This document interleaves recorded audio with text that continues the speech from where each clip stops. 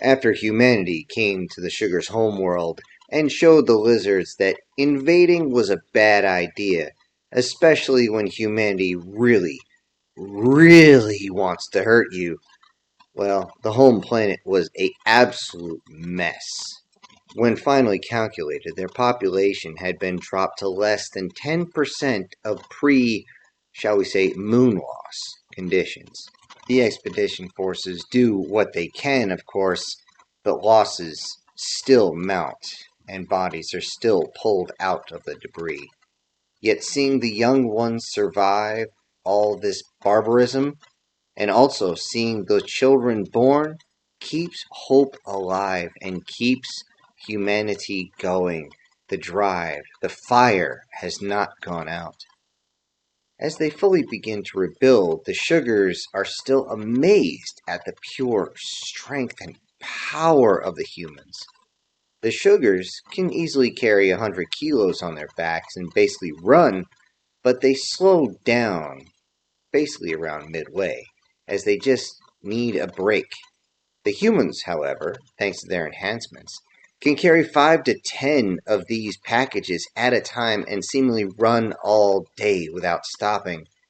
The heavy equipment is eventually brought in, so nobody has to actually carry so much on their backs anymore. And the excavators, bulldozers, tractors, dump trucks, and even small ships aid the construction and clearing to a degree that everyone is just grateful. Unfortunately, they still have to check some areas by hand, as there might, just might, be survivors. The Sugars are also amazed that humans can push so hard on such horrible food. They tried it too, and for months humans survived on what they call ration bars. When the Sugars tried it, many of them spit it out, as it's bland, gritty, and really needed some water to chase it down. But thankfully, humanity was always having some water around, usually in large trailers they called water buffaloes. This didn't translate, so they simply call it containers. The ration bars turned out to be incredibly calorically dense and full of anything they need as far as nutrition, mainly that of proteins, but still bland as a hunk of cardboard. When translated, one of the best quotes was one of the Sugars asking, "How can you eat that with such gusto?" Once it was translated, the humans kind of looked at each other as they shoved these bars down their throat and said, "Well, it's what we have, and you'd be amazed what tastes good when you're this hungry." The Sugars were amazed that humanity could actually just eat this day in and day out. However, things definitely changed as far as their perceptions on humans when humans decided to go hunting. Though a common practice for the Sugars, they were absolutely amazed that the humans insisted on hunting some of the most dangerous creatures on the planet.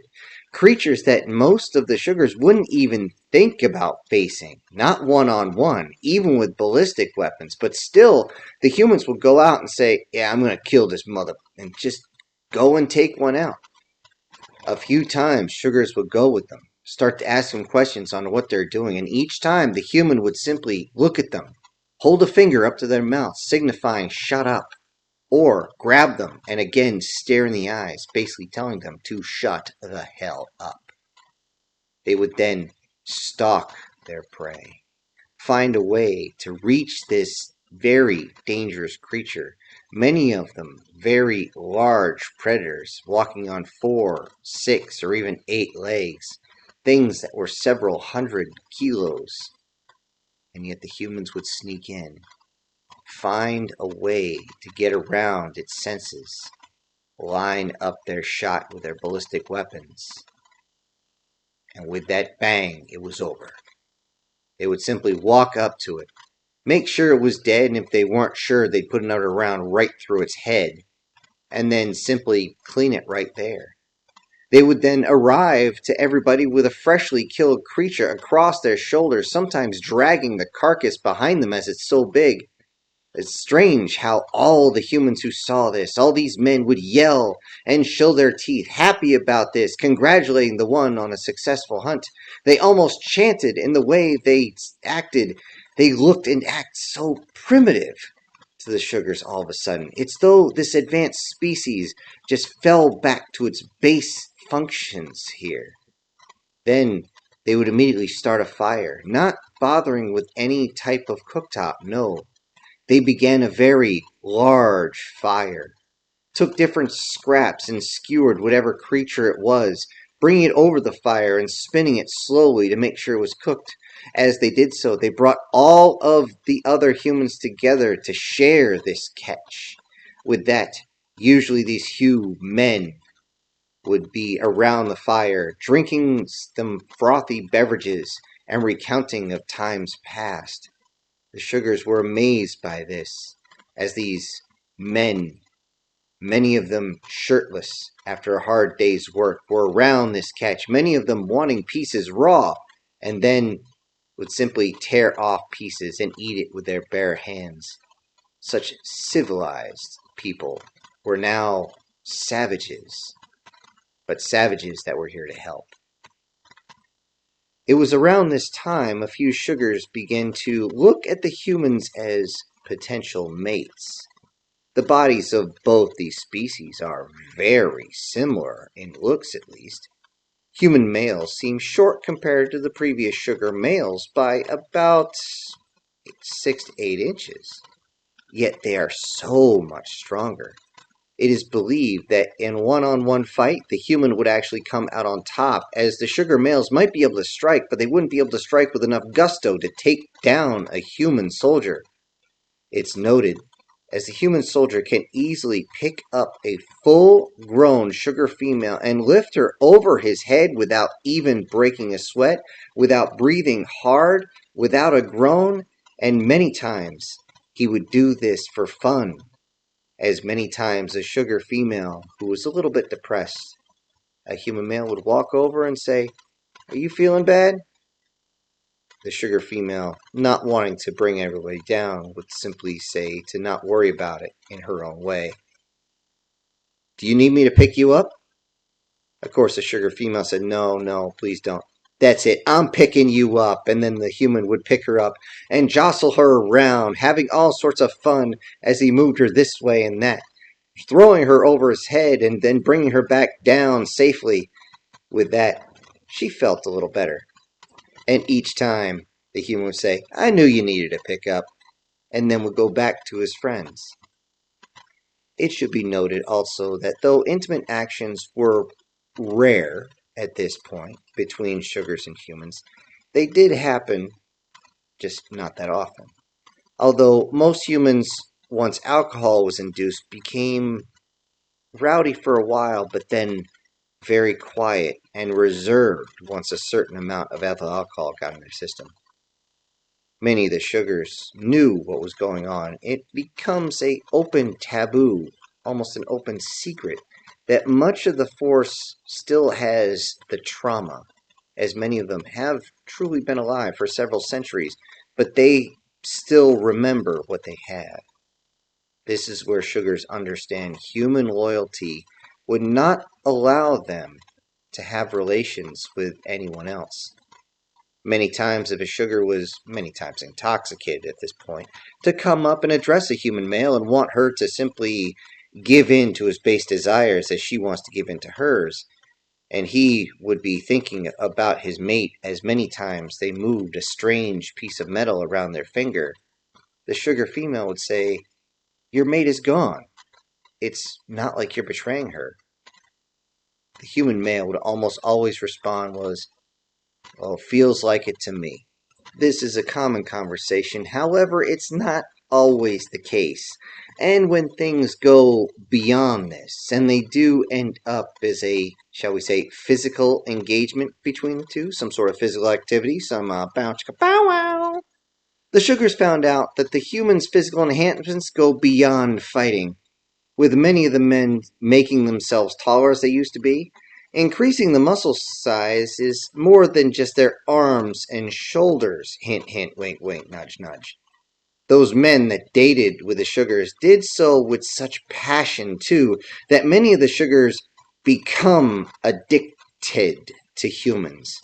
So much so that many times they need to be addressed by their counterparts as some sort of intervention to make sure they don't just go around and mate with all the humans. One might believe this would actually slow down recovery efforts as they were wasting all their energy, but leaders would simply say, you can go and do your recreation after work, okay? Once you've completed this work to standard, you guys can go out and you can do all the drinking and that all you want.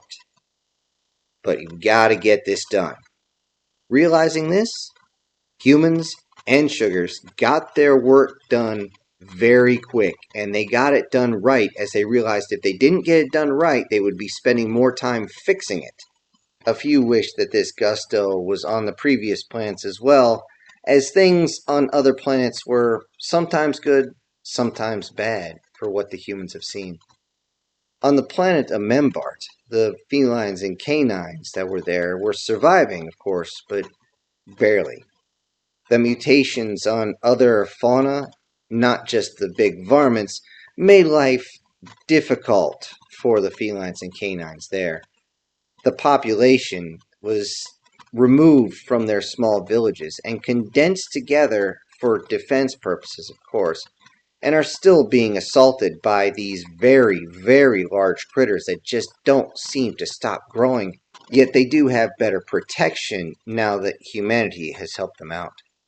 Human and other species technology is now allowing for children to be born much, much faster. Unfortunately, the majority is still female, and there's not much they can do about that as far as spreading genetics. But there is the new generation. Human tech allows these new generations to live even longer, even helping out those that are already alive to extend their lifespans 2, 3, 4 times as much at least, perhaps longer later once they fully understand the way their biology works. If they can survive this harsh world, they should be able to survive for a long time and eventually thrive as a species. To do that without any type of human intervention, they must be able to survive on their own. Unfortunately, the species of Menart do not like firearms. They are just not fans. Not only do most weapons kick way harder than they can take, but the fact that their senses of hearing are so much higher, let's just say firing a shotgun is not something they enjoy, even though they will keep a 410 around just in case. They much more prefer the energy weapons that are brought to them, especially the energy knife. In their paws, it actually looks more like a laser sword. The issue is that these laser weapons only extend about 7.5 inches at most. Any further and the containment field would simply shatter no matter what you do. It's not something they can figure out. However, the fact that you can actually see a bunch of them get ready for battle by raising these sudden laser blades is something else entirely. As a joke, a few of those back on Earth actually sent the citizens of Menart a whole bunch of robes to wear, which at first was seen as a, why are you sending us this? We don't really care for clothing anyway, but now is a common fashion trend. Additional aid from the humans was the fact that humanity decided to set up 10-meter high walls in concentric circles around their main colonies. They should survive at this point, as it's difficult for these big, big rodents to get by. If they do, they're going to have to face off against energy weapons, especially those blades, which can even cut through the toughest hides. Unfortunately, it'll be decades before they can truly reach for the stars once again, as right now they're stuck in the lowest level, and that's simply survival. Yet they do know if they need anything, they can call on humanity. When the expeditionary force was told they were going to get a briefing on the Toad planet, many heard this and simply shuddered at the thought. Most of the expeditionary force that was on the homeworld remember searching and finding nothing. Not a single sound, not anything. And eventually the planet itself seeming to reach up and attack them, trying to kill them.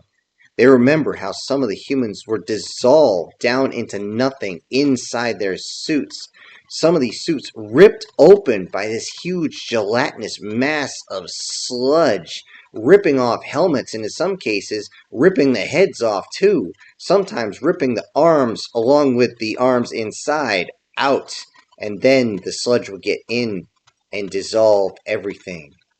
It moved like it had a mind as well, and turned out it does. Samples taken from survivors' suits, especially one who had his leg amputated as the sludge began melting the body from his feet all the way up. They had to cut it off with a hot knife just to make sure that this thing, whatever the hell it was, wouldn't take his entire body. Even though they were able to save his life and were able to grow back a leg later. During that trip, they watched the sludge eat the rest of his leg, and then it just kind of moved around and then started to aim for the survivors. It attempted to attack them too, but thankfully they had the one with the breached suit behind a wall, and it couldn't get through the suits. There wasn't enough of it left. Once they got it inside a jar, they were able to take it in to check to see what in the ever-loving fuck knuckles it is, and this mass turned out to be some sort of siphonophores. These are masses of small creatures that work together as one larger creature. It's of note that we do have these things on Earth, one of which that looks like a really, really weird-looking jellyfish. When the analysis was being done, they looked much deeper, and they actually found DNA. Actual no-shit DNA, but they couldn't place it. It wasn't until a recording that was found on a Toad's device told them what happened. A recording that almost cost an entire squad their lives. On the recording, they showed the loss of the moons and, of course, the subsequent storms. That didn't really bother the Toads at all. In fact, they very much enjoyed it. That would be the closest they got to actually flying, as many of them thought it was fun to get on the top of the foliage and simply jump up, spreading all 6 of their appendages and seeming to fly around and then splash into the mud. And if they wanted to get away from the storm, they just found a large hole and sunk down into the mud like any amphibian would do. After the storm, they rebuilt what had been broken and just kind of got on with their lives. But then they began to feel sick. It is well noted that they weren't sure what was going on because something strange happened. Toads didn't sneeze, but now they did. It was something that nobody even knew what was going on. They didn't even understand what a sneeze was. There are several videos of toads sneezing, which out of context look hilarious, but when you know what's coming, it's not so funny. The healers of the planet couldn't figure out what was going on as they tried to contain this outbreak, but it turned out the entire population was getting ill. Man, woman, child, especially from certain areas. The skin began to change from the pattern that was different colors of brown and yellow and green into a solid, dark, sludge-like color, almost like that in the swamps of that deep, dark algae. Before they knew it, the skin would simply melt off. They could actually wipe one of their appendages across and wipe the skin off if they wanted. This was absolutely painful as the nerves were still there, almost intact, but everyone was screaming as though their nerves were on fire as they slowly broke away. The brain went as well. Many of them losing complete control, even consuming anything they found, anything alive, flora and fauna alike. As it turned out, whatever was happening, this transformation, it burned a hell of a lot of calories, and they could not stop themselves from consuming. Many of them reaching up, grabbing their brethren and biting pieces off. Many of them going absolutely crazy and not being able to hold anything back, would rip pieces off of their brethren and then consume them. Many tried to isolate themselves away from those that were ill. Those that hid in the swamp emerged later as brainless, hungry, diseased, decomposing creatures. This showed that the virus or bacteria, whatever the hell it was, got into the planet's water supply. For an amphibian species, this was a straight death sentence, as they not just drank water, but it was everything to them. The video showed many of them walking around with multiple limbs degrading and some just melting and falling off on the ground. Many of those walking around, though seriously wailing in pain, just didn't seem to notice when something just dropped off of them. The skin also seemed to fall off in chunks into the rising water that seemed to just permeate everywhere. It wasn't long before the sludge of these walking corpses began to pool together. On the video, you can see how the sludge begins to climb up the legs and begins to eat away at everything organic. It also continues as this sludge climbs up trees and eats the leaves, berries, and anything that touches it. Anything that lands on the sludge is immediately grabbed and pulled into it, thrashing, kicking, and screaming the entire way. As the video continues, even the healthy that try to help are grabbed a hold of and slowly dissolve, but it's not a quick process. It's slow and painful. But over time, the process gets faster and faster. As the one who was taking the video gave his final plea to anyone or anything that finds this planet, he says, "Save us, or end us."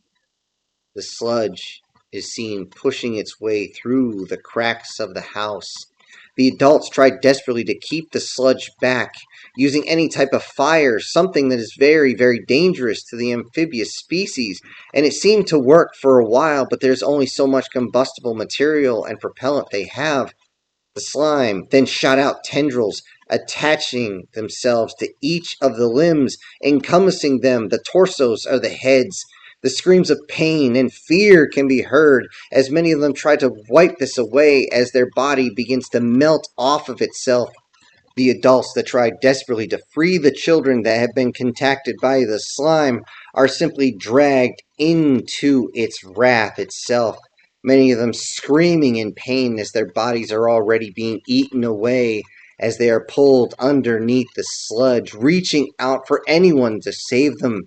In desperation, they take the young and place them at the highest points of the domicile.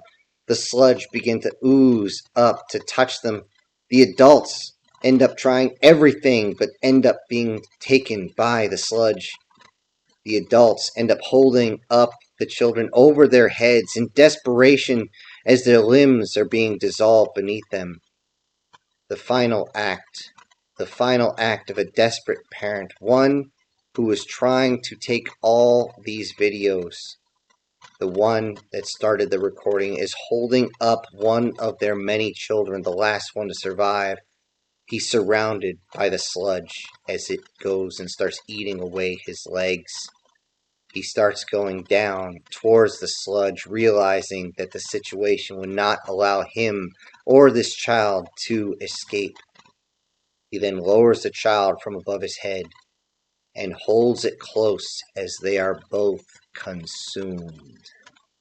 The last video ever recorded from this planet that was not human is of the outside as the sludge consumes all the flora, leaving nothing but dead husks on whatever trees were left. The few flying insects that are still around, the ones that can be anywhere from the size of a small dog to the size of a very, very large dog, will only land to rest, but unfortunately, if the sludge reaches them, there is no escape. Eventually, towards the end of the recording, you can simply see many of them simply dropping from heights as they fly for days, not able to land and rest at all. There's nothing for them to eat or drink either, and even if they could, the mating grounds are covered in the sludge. And the last one falling, clearly already deceased before it hits the sludge itself. It's though the sludge realizes this as it pauses for a moment before it simply wraps around this giant insect the size of a small horse. and drags it deep underneath. Everyone that just watched a planet die on the video. The sugars that watch this, many of them shaking, take it hard, as the toads were strong, and very fast. They would actually visit the sugars' planet, and they would spar or fight against the sugars in the arenas. They had so much respect for them, especially since many times a fully mature male sugars would simply fall to one of these toads. Now, they're simply left to history. The homeworld had been taken away by bioengineering.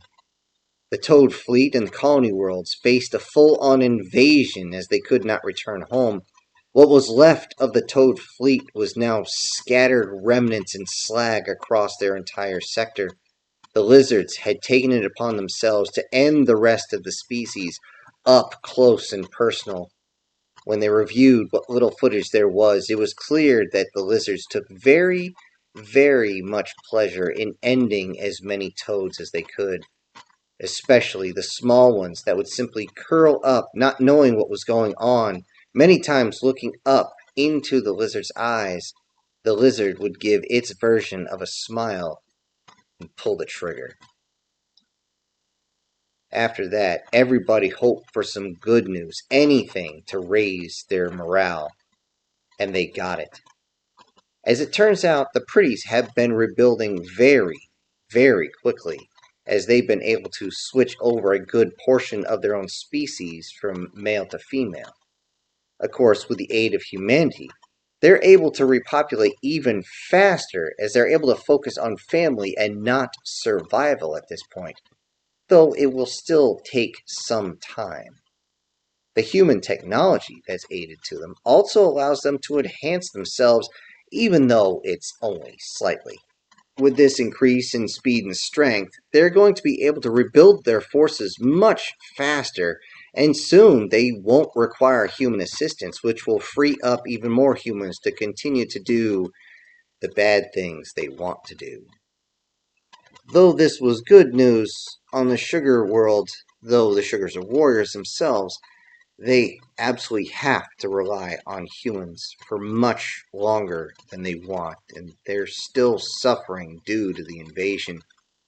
They must park their pride, something that is not easy to do, as they have to focus on more important items. Things like raising food, getting clean water, infrastructure setup, and basic civilization, if nothing else. Though humanity is definitely helping, they still are going to take a long time to get where they can stand on their own once again. Once all this is complete, however, then, and only then, can they worry about the one thing that is on their mind right now: revenge. Many are embracing the idea of having humans perform the much heavier lifting as they focus on the more important tasks of raising the children. Many children are left without parents, without mothers, fathers, anything, so many take on surrogate children, something that seemed like it needed to rush at first, especially the fact that they needed to raise their population back. But thanks to human tech, along with the pretty's tech, they can live essentially forever now. It's much easier for a sugar to get this type of regeneration done. This allows them plenty of time to raise their young and raise them right. This is a huge cultural shift for them, as for multiple centuries, children were usually taken at birth and raised by the government itself, raised as warriors for the planet, for its people.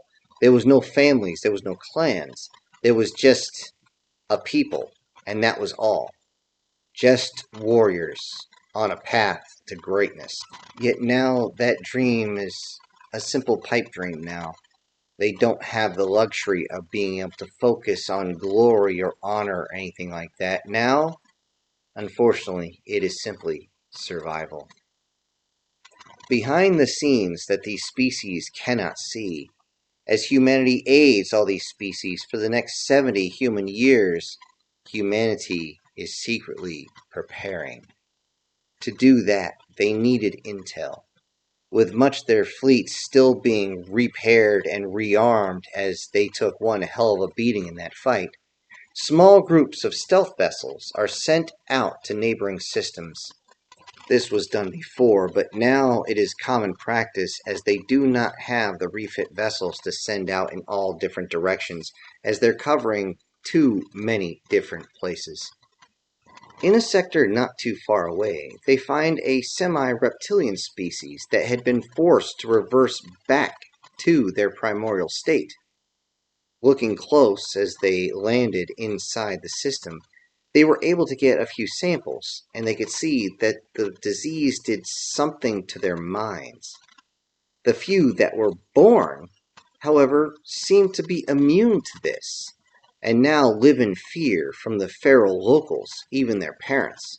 The parents, seeing that the children are not acting the way they are, gets them confused. And when anyone's feral, if they're confused, they lash out, many times lash out violently and deadly. A small group of humans tried to make contact with them and is able to rescue a few dozen of these immune young, but are unable to leave the rest behind.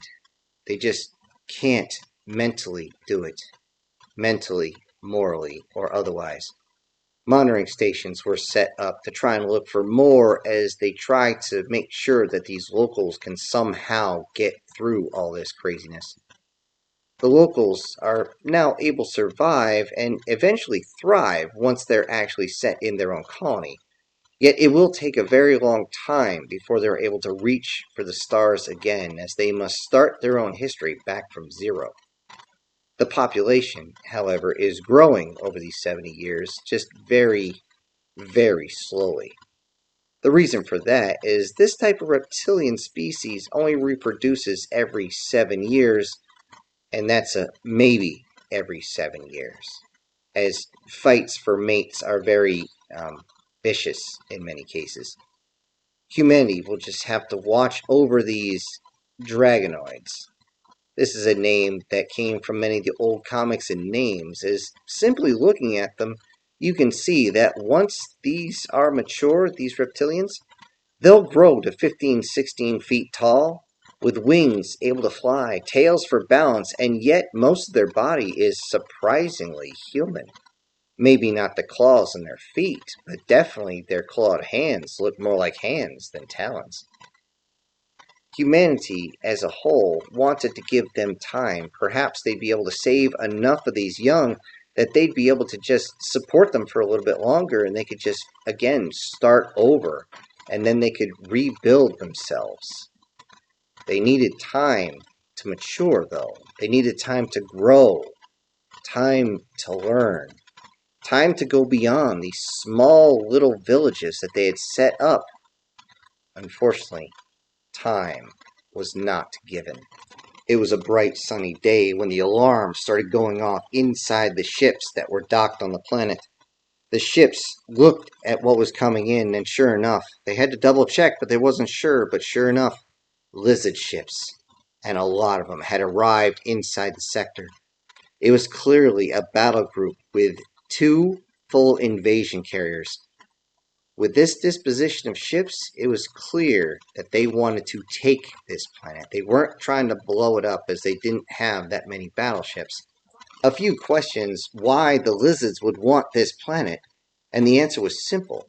They looked around with the lush forest that was there. It will be perfect.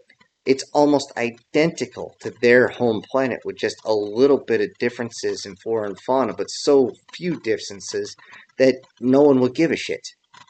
Immediately, they sent out the distress call. Mayday, mayday, mayday.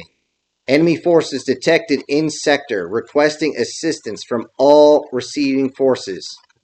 Mayday, mayday, mayday. This is Recon Unit 1-7. Enemy forces detected in Dragonoid sector, requesting all possible assistance from any receiving forces. There was nothing but silence over the radio. They kept calling over and over again for hours. For days, they kept calling out with no response. They wondered, were they jammed? Was the call even going out? Did they have time to run? No, definitely not. Well, what about the locals, if they tried to run? All this they wondered as they looked over the few dragonoids that were there. By few, a few hundred. Then they looked at the ships. They didn't have enough. These were recon vessels. Maybe a dozen could fit in each one, but that's it. How could they get them all out? They all looked at each other. The humans looked at each other with a piercing gaze. And they didn't have to say a single goddamn word. They all walked in, grabbed their weapons, activated the weapon systems on the ships. If those lizards wanted this planet, they will have to face humanity itself on this planet. And the recon unit will stand and they will face these bastards no matter the odds. As they were finishing gearing up, the radio burst to life. They listened close, believing it was going to be the lizards telling them that they needed to surrender, and they were getting ready to tell them off. But what they heard was, "This is Task Force Taffy 3 responding to distress call." Then another burst came across their radar. They hadn't even noticed the first, but now there's two. "This is Task Force Taffy 7 responding." "This is Task Force 1 responding." "This is Taffy 15 responding." "Taffy 16 on station." "Taffy 2 online." "Taffy 8 ready to respond." "Taffy 11 armed and ready." They just kept coming, one after another. As it turned out, it seemed like every single task force had heard the distress call. It just took a while for them to get there. As everybody burst in from one section to another, the space inside the Dragonoid sector became very, very crowded. And then the call came out. "To all ships, bring the rain." The lizard ships barely had time to respond as ordnance came from all directions. They tried to protect the soft-skinned carriers. Too bad for them, they don't understand. This is going to be an old-fashioned human gangbang as they get perforated from all angles. Ships busting out their entire combat load right into the face of the enemy where there's no chance of pulling away. After seeing the two carriers get completely penetrated before bursting inside, most of the lizard ships say "fuck this" and try to run away. Those that ran died tired. The carriers had fallen prey mostly to ballistic weapons as their reactors had exploded. However, a few torpedoes were what took it down. What was behind them, though, was something that the lizard ships didn't expect. It was the guided munition missiles. And those don't miss. They are very, very agile. Most ended up having their ass removed as the high explosives penetrated in and blew the engines apart. The entire rear of the vessel, blowing the engines into two pieces, cracking right down the center and leaving it defenseless. In the confusion of the battle, a single lizard ship got away. The helmsman on board seemed to know exactly what he was doing and was able to get one of the destroyed carriers in between himself and the incoming ordnance before he could jump to FTL. As the human fleet got closer to the homeworld, they simply called down to the reconnaissance group and asked, "Now that we got these lizards off your back, is there any additional assistance needed?" The response was simple. Only if you got a cure for the plague up there." They kind of thought this was a joke, and then they received, "As it just so happens." The human armada currently circles the planet as shuttles invade, not taking any type of fire, as those that are feral just don't understand weapons at all, even though most of the infrastructure is still intact. This time, those landing would be armed with something far less lethal. Most of them had a type of air rifle set to fire a biomechanical nanomachine solution. When they engaged the locals, it was easy, as they attacked like rabid animals, running at them, slobbering and screaming, roaring even. Then they would jump up and try to bite through the suits, only to get a very large needle that's being held in the hands drop down onto them like a dagger once it was deep inside the system. The one in the suit would simply hit the plunger, and it would be driven deep inside. Auto-injectors would have been nice, but they don't work against the scales. Thankfully, none of the dragonoids have enough bite force to get through the suits, even though they do leave a bit of mark. This left most of those on the ground to believe they had nothing to worry about. However, the fire that this species spits is another story. Somehow able to mix two different type of acids, either they spit it out like this nasty loogie that's going to melt through everything, or they're able to ignite it, and when they scream, it comes out like this giant freaking blowtorch. Either way, you definitely have to duck and move away from the flame. Unfortunately, there was one who was clearly some sort of chieftain. It was though he just never ran out of fire and seemed intent on just burning everybody to the ground. It's noted that as soon as he started spitting, one would roll out of the way and go, "Whoa, that's hot!" And they simply tried to fire, but the scales were simply too hard for any type of injector. At least one commented, "Man, this is the worst gun ever, of all times." Which unfortunately he couldn't say for too long because he had to duck from another round of fire. Eventually, to take the chieftain down, they picked up a very large rock and chucked it right into him, sending him back about 20 feet. Eventually, on the ground, groaning in pain, they walked up, took one of the larger injectors, aimed for a soft spot, and gave him the cure. While he did, one of his brethren walked up and said, "Man, this guy's a dick." Pulling the needle out, his squadron said, "Whatever, come on." The movement across the planet was slow, but very, very methodical. As each one of the dragonoids received their injection in nanomachines, they would usually take a few seconds before dropping, going into convulsions as the plague is purged. Many would scream in pain, as this process was not exactly pleasant on the body, especially as it cleared out the massive clots that seemed to be the problem with their minds. This definitely burned, as some of them began to scratch at their horns on the top of their head. The blood also feels like fire and ice at the same time, as again the virus is purged and ripped out of wherever it's hiding. After all this pain, after all this convulsions, they suddenly seem to stop, and the light returns to their eyes as they return to themselves. As they do, most of the males immediately begin to regret their actions as they remember what they did when they were not themselves. The plague itself didn't seem to kill male or female, but instead it turned them into feral beasts. That meant that they were only concerned with the 3 F's. They either wanted to pick a fight, they wanted a lot of food, or they wanted something much more intimate. And they would take it, not asking, just simply forcing themselves. The females realized what was going on, and many of them screamed, while others decided to go and look for the children they knew they had. When the children saw their parents, especially their mothers, for the first time, and they knew who they were, it seems the mothers could figure it out too. It wasn't just the look, but also the sound of their voice, the flapping of their wings, even the curvature of their horns. They would run to each other, sometimes fly into each other's arms, holding each other. And when they realized that they had been able to bring these families back together, even the hardest of hearts inside humanity fluttered just the slightest. With the senses returning, it was strange to see these feral beings suddenly speaking so calm, so fluent, even having manners. Many of them walking up, showing regret, saying sorry for trying to bite you, trying to bite parts off.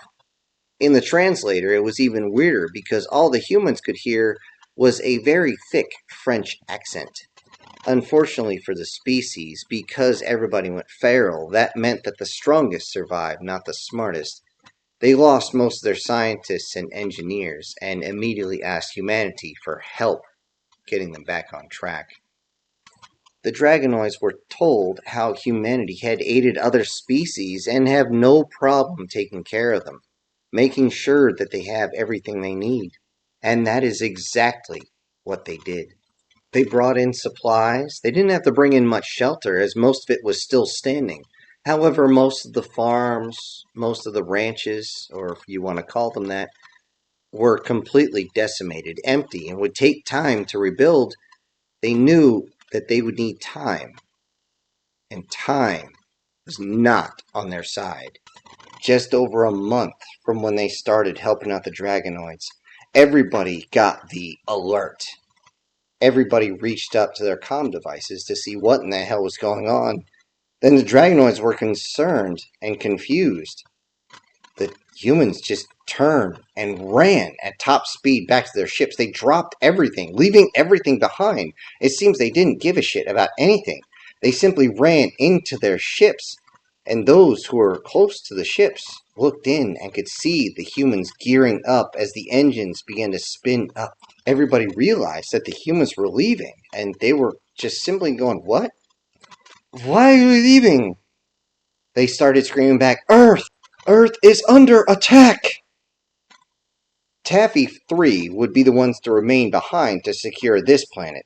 All others would immediately head out as soon as they got a ready up on personnel and equipment. As they were waiting for that jump back to Earth, hoping that everybody would get up as soon as possible. Everyone inside all the task force was thinking the same thing as they prayed, "Please God, let us not be too late." Hello everybody, this is Syntax. Thank you so much for joining me on part 6 of the ongoing series. It's raining! Before I go, I need to send out some special thank yous to a few of my supporters, and those will be Erica Gem, Ava Clark, MTF Guard, Guardian Sage, SS Demon, Brian Kemp, Chris Dixon, and Cause Lynn. Thank you all so much for supporting the channel. Everybody else, I will see you on the next one. This is Syntax, ejecting.